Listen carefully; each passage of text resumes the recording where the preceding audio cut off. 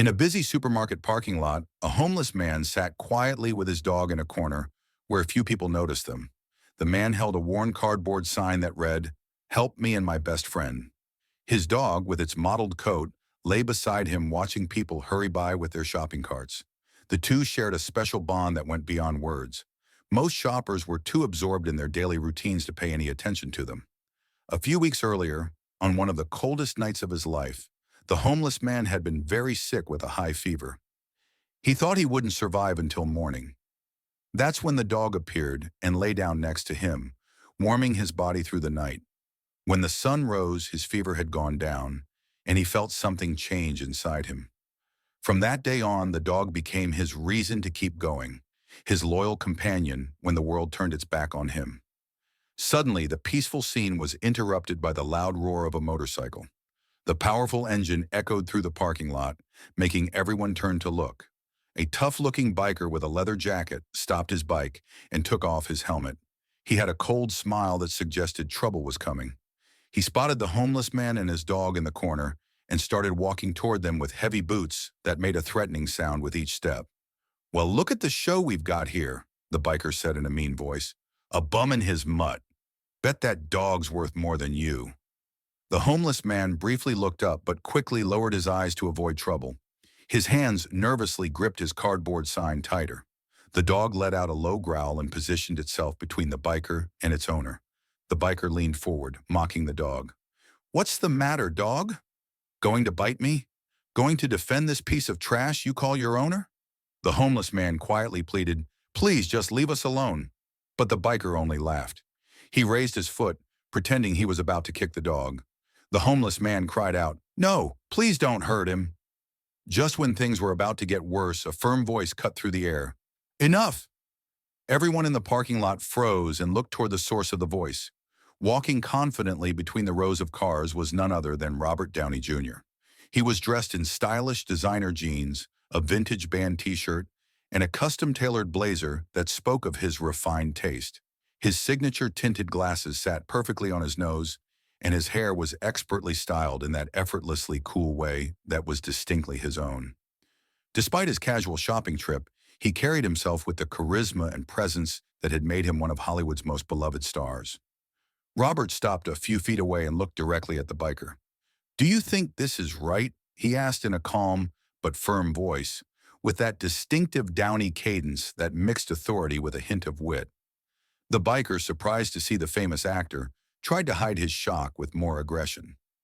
"Who the hell do you think you are?" he shot back. "Oh, of course, the big Iron Man here to give a moral lesson. What a joke." Robert stepped forward, adjusting his glasses slightly before responding. "This isn't about me," he said. "It's about you, about what you're doing to them." He pointed toward the homeless man and his dog. The biker shouted back, "Those two shouldn't even be here. They're just taking up space and bothering people." Robert tilted his head slightly, his expression a mixture of curiosity and disapproval, as he replied, "And you think hurting someone or something that can't defend itself makes you stronger? Or does it just reveal who you really are?" The biker noticed that Robert was looking at the bottle of alcohol he was trying to hide beside his leg. "You don't know anything about me," the biker yelled defensively. Robert replied calmly, "Maybe I don't, but what everyone here is seeing right now says a lot about you." People around them began to whisper, and the biker realized he was losing control of the situation. With clenched fists, the biker pointed at Robert. "You think you can humiliate me in front of everyone? You might be a movie star living in your mansion with your fancy cars and designer clothes, but that doesn't mean anything here." More people gathered around, some taking out their phones to record what was happening. Robert remained completely calm, his hands casually in his pockets. "I'm not trying to humiliate you," he said. "I'm trying to stop you from doing something you'll regret." The biker laughed bitterly. "Regret? It's easy to talk about regret when you've got millions in the bank and people worshiping you. People like you don't know what it's like to be in the gutter." Robert looked him directly in the eyes and removed his tinted glasses, revealing a gaze that was both understanding and resolute. "Actually," he said quietly, "I know more about the gutter than you might think. The anger you're feeling has nothing to do with me or him. It's inside you, and all you're doing now is spreading it to people who don't deserve it." These words seemed to strike something deep inside the biker. For a moment, he looked away, but then quickly tried to regain control by shouting, "You don't know anything about me? You think you're a hero in real life just like in your movies? Saving bums and dogs? What a joke!" Robert took another step forward, now just a few feet from the biker. His voice dropped lower, but carried an unshakable firmness. "What you do now will define who you are. Hurting someone weaker than you won't fix the problems you carry. It'll only spread the pain, yours and theirs. Trust me, I've learned that lesson the hard way." Suddenly, the biker bent down and grabbed a bottle from the ground. His eyes were full of rage as he gripped it tightly, his fingers trembling. "You think you can take me on?" he roared, holding the bottle as a threat. "You think you're better than me just because everyone here is on your side?" Robert didn't back down. "This isn't about whose side anyone is on," he replied calmly. "It's about what's right, and what you're doing now isn't just wrong.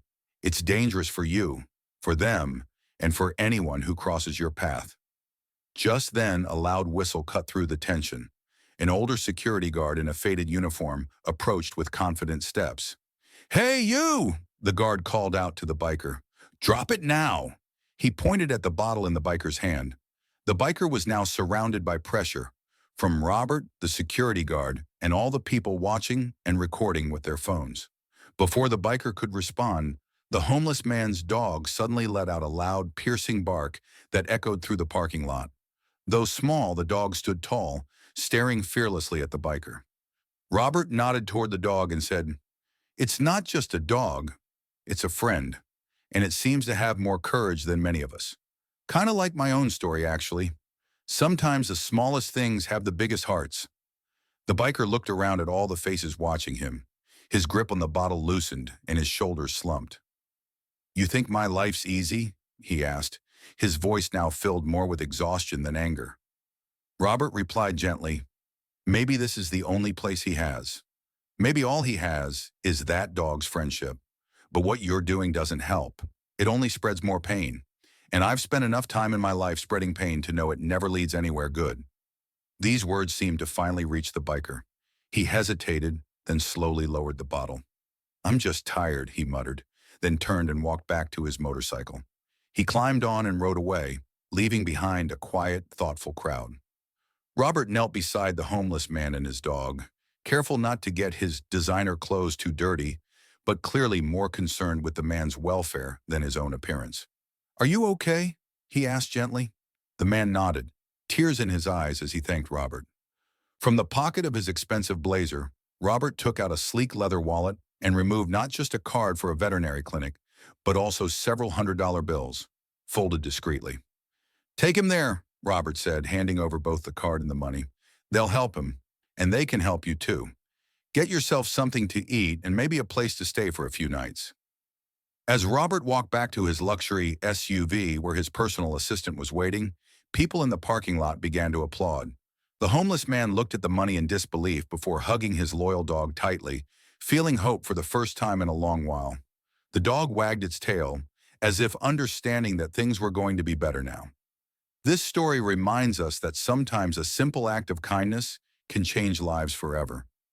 We should never underestimate the power of compassion, whether it comes from a famous actor who has known his own struggles, a security guard, or a brave little dog. In a world where many people choose to look away, standing up for those who cannot defend themselves makes all the difference.